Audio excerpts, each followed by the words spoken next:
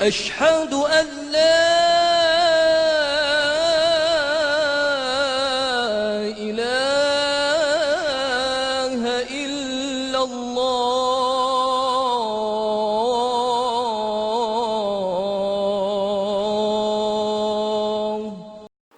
Bismillah wa salatu wa salam à Rasulullah. Beaucoup de scientifiques sont convertis à l'islam. Aujourd'hui, notre frère suisse qui est aussi converti à l'islam, il va nous parler, Inch'Allah, du nouvel miracle scientifique, du hadith du prophète Mohammed sallallahu alayhi wa sallam, sur lui, la grâce et la paix. C'est concernant la mise en quarantaine. Au nom de Dieu, le tout clément, le tout miséricordieux. La mise en quarantaine. Le messager d'Allah, prière et salut sur lui, dit « Si vous apprenez l'existence de la peste en un lieu, n'y entrez point. Et si la peste frappe un lieu où vous vous trouvez, n'en sortez point. » Rapporté par El-Bukhari et Muslim. Le prophète a aussi dit, prière et salut sur lui, celui qui fuit la peste est tout comme un déserteur, et quiconque patiente dans la peste aura la récompense d'un martyr. Rapporté par l'imam Ahmad. La vérité scientifique. Après l'évolution des sciences, l'on découvrit la réalité des organismes microscopiques, leur mode de reproduction, et comment ils causent maladies et épidémies. Il apparut alors que les bien portants, qui n'ont aucun symptôme de la maladie dans une zone infestée, peuvent être bel et bien porteurs des microbes pathogènes, et ce faisant, ils risquent de contaminer toute zone vers laquelle ils se déplaceraient. Suite à la découverte de ces réalités, l'on mit en place le système notoire de la mise en quarantaine, en vertu duquel tous les habitants d'une zone touchée par une épidémie sont interdits de quitter cette zone, autant que tous ceux qui sont en dehors de cette zone sont interdits d'y entrer. Frappée par la peste au XVe siècle, l'Europe perdit le quart de ses habitants, mais à cette même époque, le monde islamique réussissait avec plus de facilité à endiguer l'épidémie et toutes les autres maladies transmissibles qui sévissaient à cette époque en Europe. Aspect miraculeux. Les gens pensaient bien avant l'époque du prophète, prière et salut sur lui, et jusqu'à ce que Pasteur découvre l'existence des microbes, que les maladies étaient causées par les esprits maléfiques, les diables et les étoiles. Il ne voyait aucun lien entre ces maladies d'une part et l'hygiène et le comportement humain d'autre part. Ce faisant, toute transmissibilité entre deux personnes via des organes microscopiques était impensable, raison pour laquelle il n'avait recours qu'à la sorcellerie et aux légendes pour se soigner.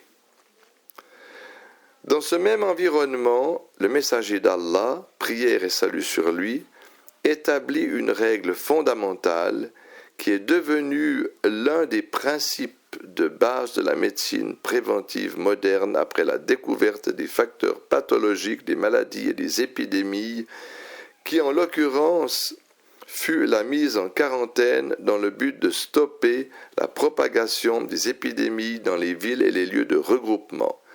Le prophète proclama cette vérité qualifiée de nos jours de scientifique en ces termes: « Si vous apprenez l'existence de la peste en un lieu, n'y entrez point. Et si la peste frappe un lieu où vous vous trouvez, n'en sortez point. » En guise de garantie d'exécution de cette directive prophétique, le messager d'Allah, prière et salut sur lui, a construit une muraille autour des zones infestées en promettant à celui qui reste à cause d'Allah sur les lieux après l'avènement de l'épidémie d'avoir la récompense d'un martyr. Et d'autre part, il mit en garde ceux qui fuient les zones infestées de s'exposer à un malheur. L'on voit cela clairement dans la parole ci-après du prophète, prière et salut sur lui. Celui qui fuit la peste est tout comme un déserteur, et quiconque patiente dans la peste aura la récompense d'un martyr.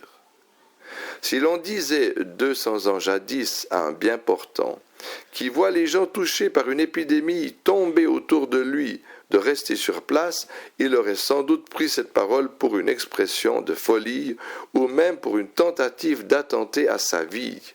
Et sans doute, il aurait pris la poudre d'escampette sans préavis pour rejoindre les zones qui ont été épargnées par l'épidémie. Les musulmans étant les seuls qui ne fuyaient pas les zones atteintes par les épidémies, suivant en cela les directives de leurs prophètes, sans même savoir le fondement de cette directive, était alors la risée des non-musulmans à cause de cette pratique, jusqu'à ce que la médecine moderne découvre que même les bien portants des zones touchées par la peste sont porteurs des microbes pathogènes de l'épidémie. Et partant, ces bien portants constituent un risque réel de transmission de la maladie à tout lieu sain où ils se rendraient. Et vu que ces bien portants se déplacent aisément et se mêlent à d'autres bien portants, ils contaminent ces derniers très facilement. En somme, les bien portants qui sont porteurs des microbes et des virus sont encore pires que les malades qui, en face desquels les gens sont tout de suite conscients de la nécessité de prendre les précautions qui s'imposent. Qui donc a pu donner ces informations précieuses au prophète? Prière et salut sur lui. Était-ce possible, 14 siècles jadis, qu'un humain dise des choses pareilles, à moins que ces informations lui soient révélées par l'Omniscient, qui est parfaitement connaisseur de ses créatures? Certes, Allah exalté soit-il, dit dans le Saint-Coran, dit « Louange à Allah, il vous fera voir ses preuves, et vous les reconnaîtrez. Ton Seigneur n'est pas inattentif à ce que vous faites. » Sourate les fourmis, verset 93.